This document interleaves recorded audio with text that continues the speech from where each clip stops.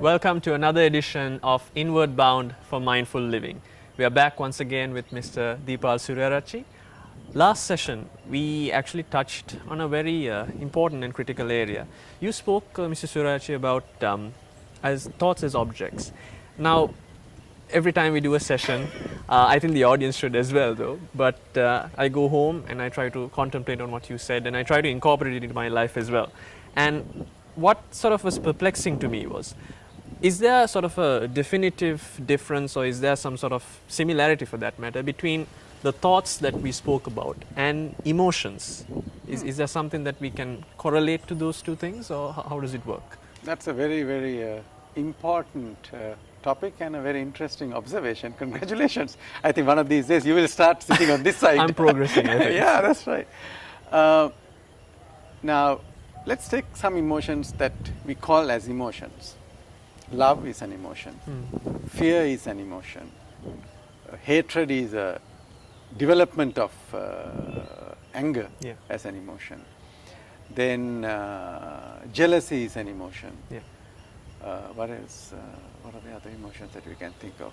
Fear. If you take it on other contexts, you can happiness. Happiness is an emotion. You know, joy. You know, then you feeling sorry for somebody, sympathy, compassion, empathy. Yeah, empathy.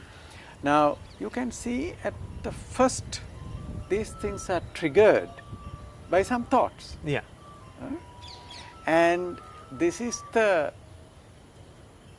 evolution or the reaction to that thought by your mind, and it's kind of like it has grown into something which is a complex set of thoughts which creates this feeling.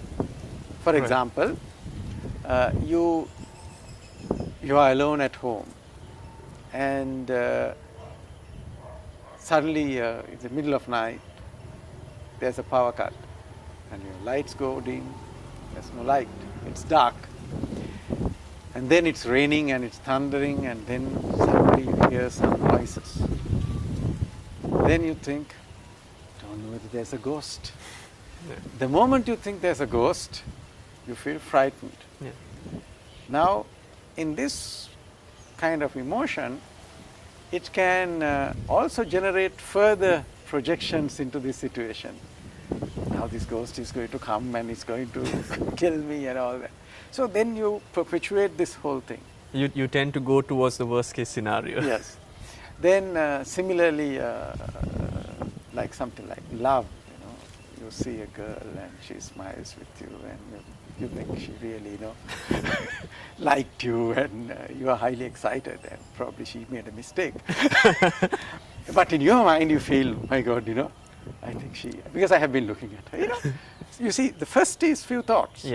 And then thoughts take over, it's like a little sensation becomes a pain, and it becomes a real pain. So the emotions always start with thoughts, from what I have observed. So anger, same. You are driving very comfortable, very cool, and then somebody comes and cuts you off. Then all this mood is gone. Now you are angry because very quickly he disturbed what you were doing, or he thought, who is there? You know, why is he tooting me? You know, things like that. So if you really look at, first it's a thought. And then when you are not aware, it can go on. I'm not saying here the emotions are bad. For example, say compassion, love, those are very good emotions. It makes you feel good, it makes others feel happy. But there are some emotions where it makes you unhappy, it makes the others unhappy. You're projecting into someone else as someone well. else. If I may interject, Mr. Suryarachi, so what you're saying is that a thought evolves into an emotion. Thought evolves into an emotion. So the thought is like the foundation point. You start with the thought and it goes if on you don't to become. Have thoughts, there's no absolutely. Emotions. So a thought can sort of exist on its own in sort of a reality of its own, and then when it evolves into an emotion, that connects a feeling to it, like jealousy or envy or whatever it might be. So then how does that connect to, and how are we to actually incorporate that or put a good spin on it when we are being mindful and aware of our emotions? How do The we first control thing it? that happens is in mindfulness is you become aware at least halfway through, if doesn't happen immediately, because that's a very, very important step of your discovery journey. Remember, one of the things that we originally said in mindfulness, you try to bring your mind to the present moment and observe what happens Yeah. without getting involved. Not to interfere, yeah. And I said, as a result of this, you will develop insights. I think today we can go into this whole phenomena of emotion and then explain and explore how being mindful helps you to realize what's going on. And then if it is positive, you can nurture it and grow it. If it is not going to help you, and you can learn how to manage it without letting emotion take control of your total behavior without you knowing. So just to recap very quickly before we actually go into the next session, we are going to focus on emotion here, but we are going to also look at how you can use or how you can incorporate emotion in a way that even if it seems ostensibly bad, you can use it in a positive light in order to further or better yourself as well, is it? Yeah, because if you look at life with eye of mindfulness, it's like a continuous improvement process. Yeah. Everything can be a moment to learn, moment to perfect.